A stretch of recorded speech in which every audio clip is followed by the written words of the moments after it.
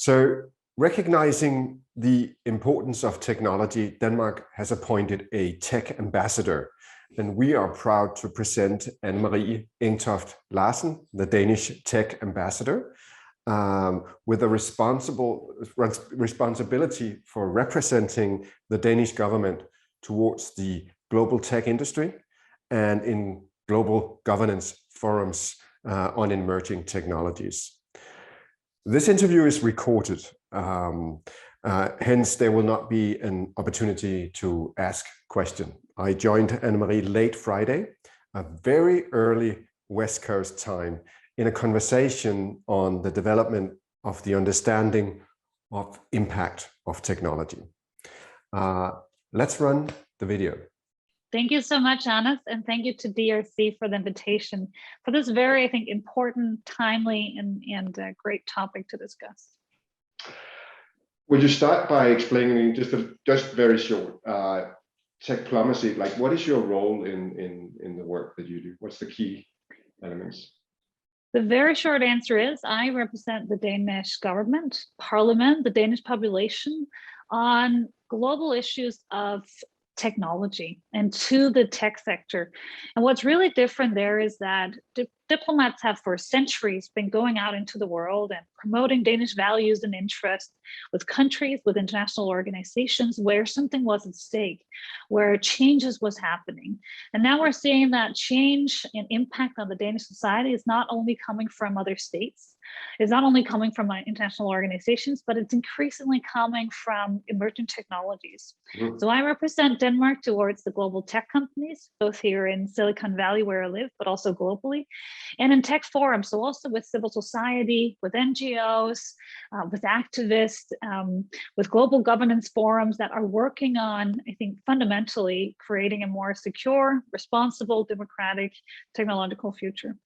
And I guess the underlying conclusion here is that technology plays a key role in the development of society, and that it needs a special focus. The theme of this year's events are the digital divide, meaning that, you know, some of us are empowered by the technology and will ride the wave of new opportunities, but others are left behind. So how do you see this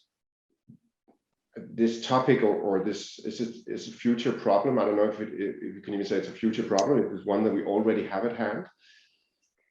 I think first of all, it is a problem of the past. It is a problem of the present, and if we don't do anything dramatically now, it will become a massive problem of the future. Technology can't be ignored. It is shaping every aspect of our lives, from the very grand of our geopolitical context, of the strategic competition with big countries where we're trying to navigate and find a way for a European way. It's challenging our democracy. It's completely upending our societies, our industries, our labor markets, down to the very question of our values, what it means to be a human being, how I relate to you now sitting here over a screen, how I relate to my children. And so if you are not part of that, if you don't even have access to that, you are not part of what it's looking to be the future, and what is currently already driving so many dynamics in our society. And that's why the digital divide is more than just who do not have a computer, who do not have broadband access. It's about who don't have proper access to knowledge, to our democratic discussions, to our global society, to engaging meaningfully economically, socially, environmentally, into our common processes. And that's why the digital divide is something we really have to be taken very seriously. And two, it's not only about granting people access to the internet. It's not only about giving them a phone in their hand. It's also a question of, if only very few are technology makers and the rest are technology takers, we're not going to have an inclusive design. We're not going to have technologies that, you know, really, I think, delivers on the promise of solving everything from climate change to better healthcare, better education, more just societies, more inclusion. And that's why the digital divide is so fundamental. And what you're saying is it's more than just being in or out. It's not just about connectivity. We do talk about in this journey ahead of us, we're going to talk about whether or not, you know, connectivity is to be looked upon as a human right going forward. But it's more than that. You say it's also about, you know, how we represent or bring this technology to the world. What kind of forces do you see shaping? You mentioned a few. There's a concentration of power, but what kind of forces do you see shaping this this future of us as digital citizens? I want to focus on three. I think one, there's been a, 4 years ago when Denmark appointed a tech ambassador as the first country, I was myself working at the World Economic Forum, and I remember the Davos, I think 2016 or 2017 was this. It was such an exciting period. We talked about flying cars. We talked about how we wouldn't have to eat anything. We'll just take a tiny little pill. And I remember of all the discussions, I think there was one touching on a little bit on the ethics of artificial intelligence. And that was also, I think, when Denmark set out and saw, look, there are some challenges, but look at all the opportunities. And fast forward, Cambridge Analytica, massive data leaks, massive cyber scandals, huge questions on whether our democracy is being undermined by technology. And so the pendulum has swung from this, I think, certain optimism to a more pessimism. So that's one, I think, sort of dynamic that we got to take very strongly into account. Two, the second is this asymmetry between a few very influential, powerful companies who started out to be just startups, and now they basically run the digital infrastructure of our society, of our democracy. And that power asymmetry between governments, democratic governments on the one side, on populations, parliaments, ordinary citizens, and then tech companies, this asymmetry has gone too far. And this is one where we need to find a better balance. And then thirdly, and one thing I reflect quite a lot upon is that for the first time in my lifetime, the fundamental question of democracy. In the 1990s, Francis Fukuyama wrote, "The End of History." Now we would just have more democracies coming, and we're seeing the opposite trend. We're seeing that some of the values of liberal, open democracies, of a conversation like we're having today, is being undermined, and technology is playing a role in that. So these three forces, if we don't see them, I think it's a pivotal moment for saying this is where we need to shift gears. This is where we need to empower politicians to make the right regulation. And that's, a big part of my role. We need to, I think, really make sure that technology companies understand that when you are very large, you have a very large responsibility. And then thirdly, we can't really take for granted that the fundamental freedoms, the human rights, the liberal values that we grew up in and that we build our societies, our innovation models, our ecosystems around, they can't be taken for granted. We need to fight for them, defend them, and I think develop them in a digital age. And that's where we come back to the digital divide. Because if everyone, and I do believe that there is a future, beside this, I am quite optimistic. Otherwise, I wouldn't be in this job, I think. I do think there's an opportunity for us now to take this moment and really move forward and say, let's fix this. Let's do something about it, and then really utilize that massive potential that we see from tech. There's an interesting paradox in the technologies we have at hand, right? That on one hand, they're very democratized or distributed in their core infrastructure, but at the same time, we see a massive, centralization of power. So on one hand, like, we are empowering everybody. That's the positive story that we all grew from 10 years ago. But at the other hand, we've seen some really opposite forces affecting. I don't think that we have peaked yet. I think that we still have a long way to go, and we have the opportunity to sort of reshape, redesign, rethink, be a little bit more creative than imaginary about what could we do with technology. I look at something like Wikipedia. I use it so often. I think it's amazing, and that's a truly collaborative experience.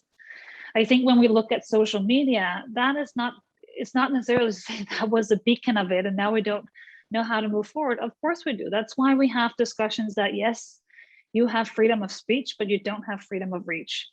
When we look at some of the technologies, I actually think that they can do so much more. If we think about that empowering piece, how does it give voice to more? And that's where I think when the discussions on digital human rights, and I was just in New York for the past couple of days during the UN General Assembly Week, and there's a lot of discussions on digital human rights. And the big piece of that was This is about access to knowledge. It's about access to voice in a world that is increasingly digital, and it's about access to participation. And we are not there. I don't think we have all the technologies, or we're definitely not using them in a way that we're fully utilizing this.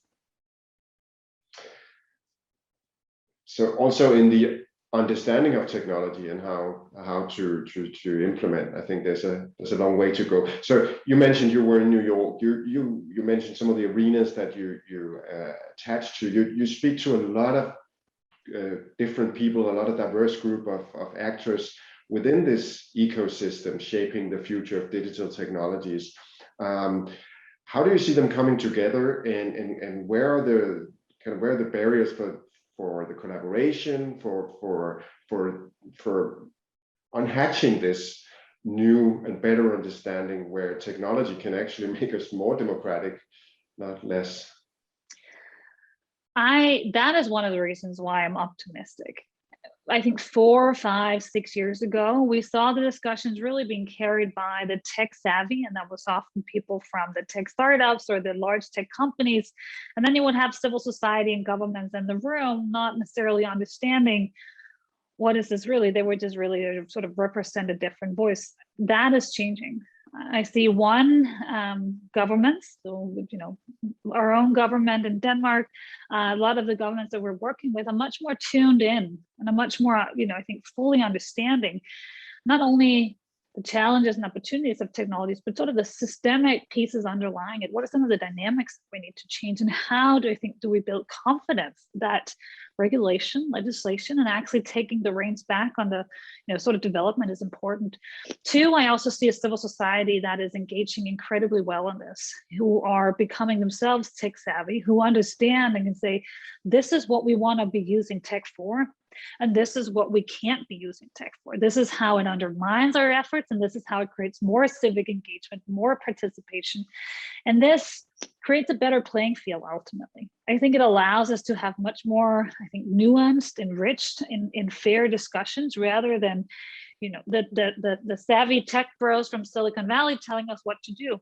And I also see a response from the tech companies. I am, even though it's challenging, and there's a lot of discussions on regulation, on antitrust, on the whole competition issue. A lot of these are incredibly complex, and we do not agree on all of them, but there is an opening for that discussion. And I think also a realization that for a long time, Silicon Valley's sort of been able to just do their thing. And now we're seeing a lot more pressure, saying that can't be happening anymore. And then the third, I think I want to highlight is, we also see new companies, new startups who are thinking about technology in a very different way. We've been seeing it in Denmark from robotics and fintech and a number of issues, but we also see it from Silicon Savannah and Eastern Africa. We see it coming from Vietnam. We see it coming from India, from Colombia, from Mexico, from Canada. These technologies and people who are driven by something else and who are inserting those values into the ecosystem. And I find that to be incredibly empowering and quite wonderful, because that expands our understanding of what technology can do. That's very comforting to hear, and definitely also something that we feel in the ecosystem of startups in Copenhagen. Talking about Copenhagen and Denmark, like, how can we shape the global agenda? You mentioned that there's more. That there's more the connection with the big tech companies again, but they're starting to listen. They understand and realizing the situation they're in. But what can we as a small nation do in this regard? I think we can do so much. One, we're one of the most digitized countries in the world. When we're incredibly wealthy, we're quite equal. We have amazing opportunities. Having lived abroad for many years, I often come home and I think I really cherish what I think the Danish society can. That means we have an understanding and a foundational value and appreciation of technology in terms of driving, not for the sake of technology, but for the sake of society. Some of those values that we hold dear, the models we believe are strong, democratic institutions, equality, gender equality, a lot of the issues that we're discussing. And so I believe that Denmark has not only an opportunity, but a responsibility to take that out into the world and insert those experiences and insert that leadership into the global governance processes. So ultimately, whether we're talking the digital divide, whether we're talking access to technology, whether we're talking about human rights activists, democracy defenders around the world, I think we have an opportunity to promote these democratic values, these open liberal ideas about what technology can do to support society and not the other way around. So we might be a small country. We also punch above our weight sometime. We have an amazing cohort of startups, civil society actors who are pushing this field. And so even though I'm, being in New York, it's a big city. I was in Washington, D.C. the week before. People are very interested in learning from Denmark and working with Denmark and listening to what we have to say and building on that foundation, building on strong public-private partnerships, bilateral agreements with other countries, working with civil society in a strong partnership. I believe we continue to have so much to offer and a big responsibility in doing so. Thank you so much, Anne-Marie. I think we're just on the top of time here. Just one last maybe piece of advice, like when you look then as a Dane at an organization like DRC, you mentioned that we are maturing and we understand tech to a deeper level, but it can still be a bit frightening. And when the main it's in our DNA to protect, it can be hard to look beyond that, also seeing tech as an opportunity. It's a hard balance for an organization like DRC when dealing with very vulnerable groups of people. A piece of advice for how to move forward as an organization with that? Certainly. I think it's one of the most important pieces of work is figuring out how not to only support the vulnerable and the marginalized in the digital age, but how to empower them. And that starts from a point of certainly recognizing that responsibility, but also curiosity. A curiosity to understand and to work with those people who are displaced, refugees around the world, and making their voices not only heard, but activated, empowering them in how to use technology so that they can help shape their own trajectory and the context they're in. Because otherwise we're going to end up, only, people like me or people like you who are, trying to push on the rules of this. And I don't think that would be the right way forward. So I'm incredibly inspired by your work. I think that DRC is doing the absolutely right thing by engaging in this. And I do think that you are incredibly advanced in some of the thinking. So looking forward to continue to working with you on this topic and looking forward to see what comes out in November. Thank you so much, Anne-Marie Engtoft Larsen, the Danish Tech Ambassador. It's been a pleasure. And thank you again for contributing to the global event at DRC. Thank you so much for the invitation. That was the Danish Tech Ambassador. I hope you enjoyed the conversation. For me, I think what I take is that going from a period of tech optimism, we're maturing, and we see that happening across a lot of different political layers towards the different societies that we all take part of. So definitely the right time to lean forward and shape the future. Maybe not be, let's not be scared of technology. I think that's also one of her points. Like we should lean forward and contribute to shaping the future that we want to live in.